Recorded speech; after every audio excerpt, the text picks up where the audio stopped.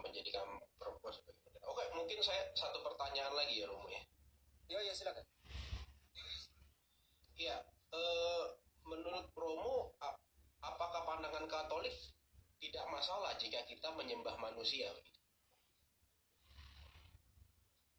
Maksudnya dalam pandangan teologi Katolik, jelaskan, kalau ujung-ujungnya engkau mau tepat. Oke, saya tahu itu. Kau jelaskan menyembah itu apa dulu secara biblis. Kau jelaskan, kau mengerti apa dengan kata menyembah dulu. Setelah itu baru kau tanya, Katolik tidak apa menyembah manusia. Sekarang kau jelaskan menyembah itu apa dan punya karakter apa dalam menyembah. Harus ada 3 prinsip dalam penyembahan. Sekarang Maria itu manusia kan Romo?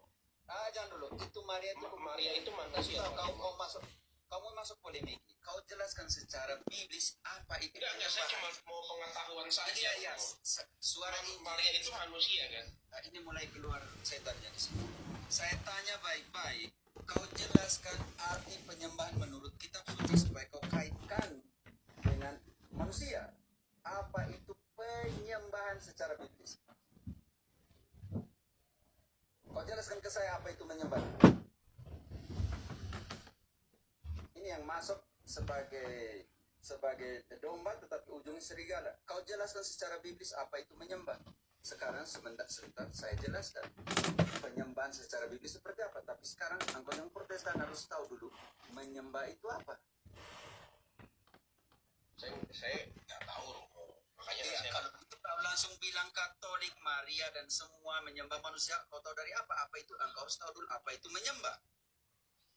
Apa itu menyembah? Kau jelaskan ke saya apa itu menyembah. Definisi Romo menyembah apa itu? Sekarang kau yang ambil ayat, ambil pengertian ini ke saya. Kau tanya saya bagaimana? Engkau yang bilang menyembah, lalu sekarang kau jelaskan menyembah dulu apa, nanti sebentar saya jelaskan. Tapi apa yang kau mengerti dengan menyembah dulu? Kalau saya maksud mana konteks biblisnya menyembah? Ya, menurut Romo definisi menyembah apa? Aduh, ini dia tidak ngerti. Engkau yang bawa kata itu ke saya. Kau harus jelaskan saya menyembah itu apa? Menurut apa Katolik itu? Maria itu manusia kan? Saya tanya, jangan dulu lari. Ini tidak fair. Kau bilang menurut Katolik menyembah manusia itu benar atau tidak? Makanya saya katakannya dulu. Apa itu menyembah menurut engkau yang Protestan? Dan mana ayatnya? Itu dulu. Sebentar gampang. Maria ke manusia itu gampang kita masuk. Sekarang saya mau tahu apa itu menyembah secara biblis. Kau tidak saya kasih turun. Kau tidak jawab. Kau hanya mau tanya dan tidak mau jawab. Ya, menurut saya menyembah. Kau jelaskan secara biblis apa itu menyembah. Setelah itu saya jelaskan. Mana ayatnya?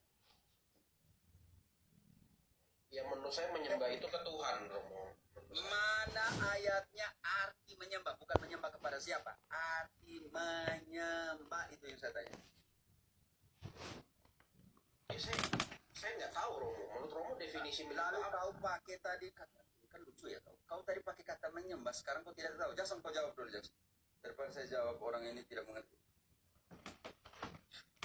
Jadi gini bro, suara Injil. Romo itu bukan bertanya kepada siapa Anda menyembah. Romo itu bertanya apa definisi menyembah dalam pandangan kamu sebagai seorang Kristen. Definisi menyembah itu apa? Itu pertanyaannya. Misalkan dalam iman Katolik, definisi menyembah itu adalah suatu tindakan yang diwujudkan dalam hormat sepenuhnya dalam kategori penyembahan atau dalam bahasa Yunani latria kepada Allah Tritunggal, yang tentunya dalam penyembahan itu harus memenuhi beberapa kriteria atau unsur agar dapat dikatakan praktek itu adalah penyembahan. Tapi kan Jackson, kami berdoa, kamu mau berdoa jungkir balik. Menurut iman Katolik, kalau tidak ada altar, tidak ada imam, tidak ada kurban, maka itu bukan penyembahan, itu refleksi iman. Nah, pertanyaannya, dari mana orang Katolik mendasari bahwa penyembahan harus memenuhi 3 unsur? Apakah Yesus pernah mengajarkan seperti itu? Jawabannya iya. Di mana ayatnya? Oh ini kok Katolik malah dituntut sola scriptura, tapi nggak apa-apa Romo, kan mantan sola scriptura kan. Lanjut, kita baca, perhatikan nih Bang. Lukas 22 ayatnya yang ke-19 dan 20, perhatikan. Yesus mempraktikkan penyembahan dan menunjukkan unsur-unsur dalam penyembahan dan mewajibkan harus melaksanakannya. Lalu ia mengambil roti, mengucap syukur, memecah-mecah dan memberikan kepada mereka. Perhatikan, Kristus itu sedang mencontohkan proses konsekrasi. Pertama dia menyebut itu roti. Lalu kalimat Bukannya selanjutnya, pertanyaan saya kenapa Katolik memperbolehkan kita menyembah manusia gitu loh. Itu saja. Suara tidak ada Katolik mengajarkan menyembah manusia. Engkau sudah premium. Makanya sekarang lagi dijelaskan apa itu menyembah. Kau tidak menjawab apa itu menyembah, maka sekarang Jackson sementara menjelaskan apa itu menyembah. Harus punya 3 unsur. Kalau tidak mempunyai 3 unsur itu bukan penyembahan. Itu yang lagi dijelaskan oleh Jackson. Karena engkau tadi saya minta menjelaskan apa itu menyembah, engkau tidak mau. Sekarang lagi dijelaskan, engkau protes. Dasar protestan kalau gitu. Tidak Romo, Lanjut. waktu kita di Protestan begitu Romo. Saya kan mantan Protestan, tidak tahu apa sih penyembahan itu. Kan kita kalau di Di Protestan sini ada 3 mantan protestan. Mina, De Gea, Luther, Jackson. Iman 4 mantan protestan. jadi saya paham tentang suara Sudahlah Romo, kalau nggak bisa menjawab Romo, terima kasih Romo. bukan menjawab, lari. Karena kita mantan Protestan loh. 4 loh. pertanyaanmu itu apa suara Injil? Saya tidak Lari. orang Begini ya.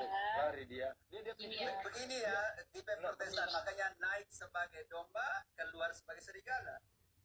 Dia pikir di sini semua Katolik. Padahal ada mantan Protestan loh. 4 mantan orang protestan loh. di sini. Lari dia ketika kita mengatakan kita Protestan loh. Begini loh, orang Katolik tidak pernah membangun sebuah pandangan dalam sebuah ajaran iman Katolik yang mengatakan bahwa Katolik itu menuhankan atau menjadikan manusia sebagai sesembahan. Yang menyatakan demikian itu adalah junjungan kamu. Siapa dia? Edis TV. Loh, Edis TV mengatakan menyembah manusia boleh. Orang Katolik tidak pernah memberikan penyembahan itu kepada manusia ataupun patung. Di mana buktinya?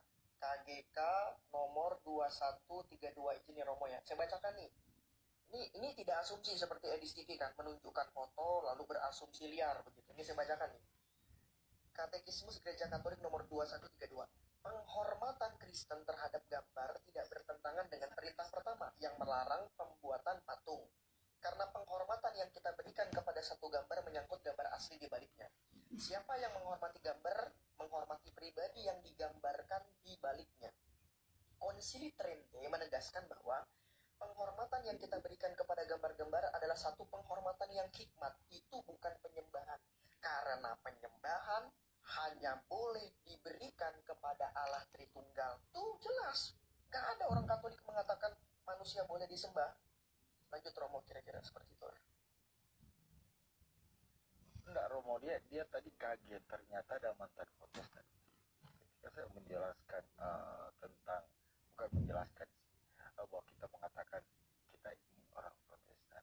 Saya mengikuti cara berpikir dia ketika waktu kita Protestan cara berpikir dia seperti cara berpikir dia itu seperti kita dulu. Setelah kita menjelaskan orang Protestan yang menjadi Katolik langsung lari dia. Itu yang sebenarnya harus dia coba apa sih, tanya ke mantan Protestan, tapi langsung lari. Ini tipe logical fallacy Bang Luther, logical fallacy. Jadi dia itu menciptakan suatu produk teologi sendiri di dalam otaknya dan dia itu menyerang pandangannya sendiri. Kamu tuh tidak sedang menyerang Katolik bro, karena orang Katolik tidak pernah kami itu menjadikan manusia ataupun patung sebagai sesembahan. Jadi silahkanlah Anda itu berkelahi dengan diri Anda sendiri. Anda yang menciptakan teologis sih. Lanjut Romo. Ya, tadi kan saya tanya dia, mengerti tidak menyembah di dalam secara biblis? Justru dia tanya balik saya, menyembah itu apa? Oke lah Jackson, kau jelaskan menyembah itu apa? Ini jadi persoalan. Ya, saya singkat aja, Bu. Memalukan.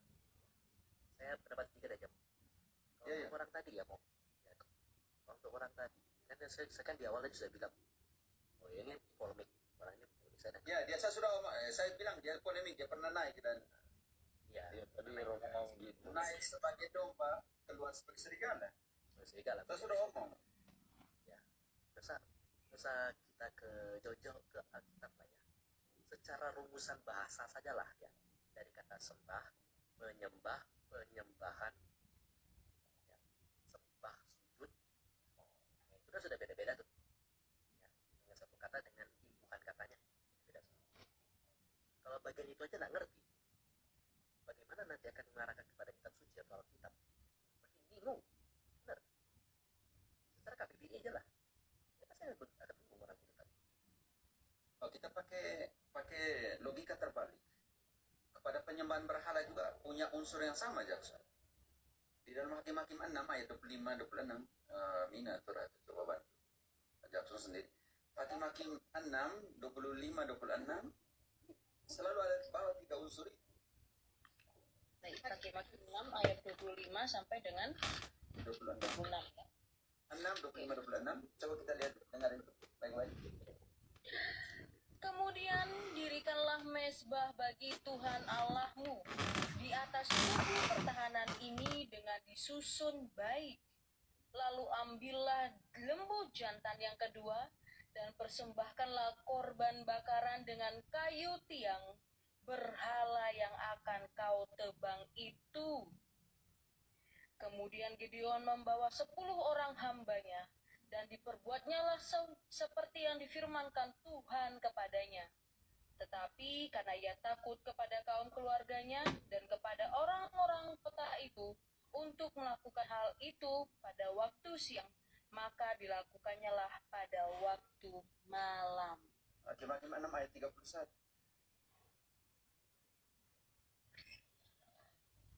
Tetapi jawab Yoas kepada semua orang yang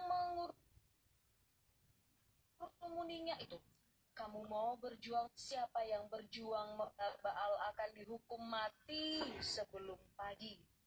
Jika Baal itu Allah,